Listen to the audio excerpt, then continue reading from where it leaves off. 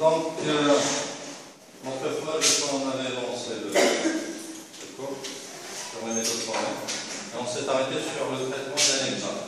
N'est-ce pas? Donc, c'était quel exemple? L'exemple de la table de symbole. Donc, on a identifié le quoi?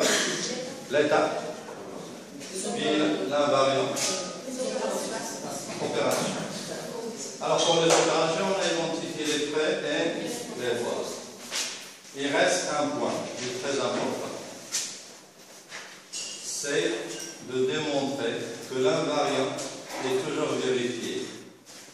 Après l'exécution de chaque opération, il faut vérifier que l'invariant est vérifié. Parce qu'il y a un risque. Quel est le risque? Parce que la seule chose qui peut impacter l'état et l'invariant du système, c'est les opérations. La seule chose qui bouge, c'est les opérations. Donc le risque, il vient de là. Donc on est censé vérifier que l'invariant reste toujours vrai à l'issue de la réalisation de toutes les opérations. Donc on a, pour les opérations, c'était quelle opération? Ajouter. Donc on a ajouté l'utilisateur. Il faut s'assurer que, après avoir ajouté, l'invariant est toujours vérifié. Donc là, il faut faire une sorte de preuve mathématique. C'est ce que nous allons essayer. Donc rappelez-moi rapidement quel était notre invariant. Nombre d'utilisateurs inférieur. Alors, nombre utilisateur inférieur ou égal à max ID. Voilà. La duplication des noms n'est pas tolérée. Voilà. Donc, la duplication des noms n'est pas tolérée.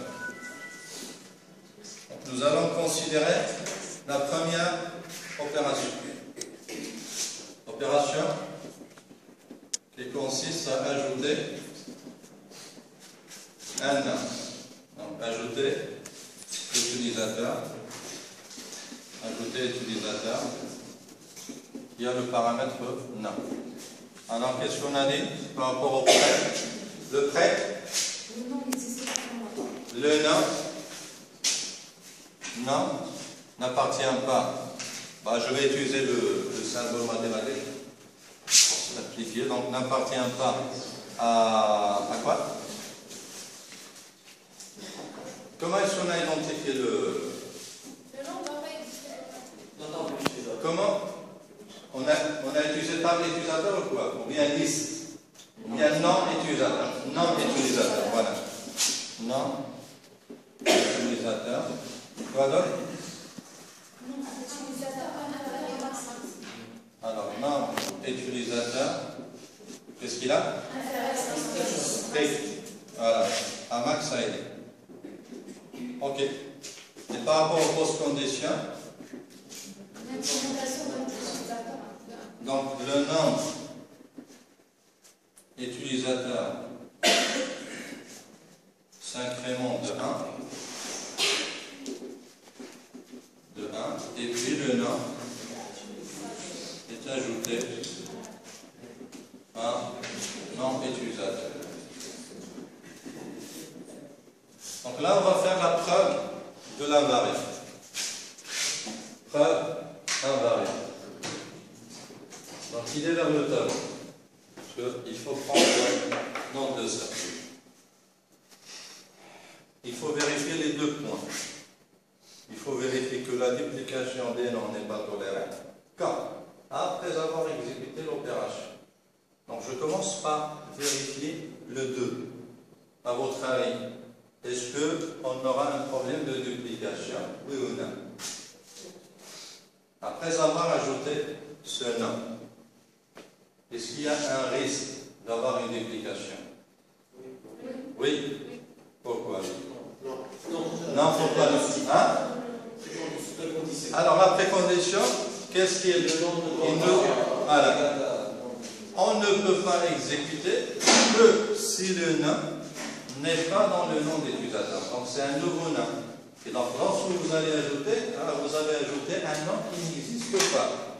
Et donc là, il n'y aura aucun risque. Et ça a été préservé ou bien sécurisé par cette partie de la précondition. Donc 2 est vérifié.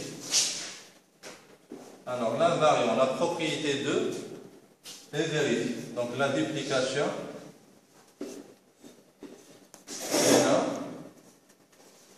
n'est pas tolérée. Et toujours vérifié.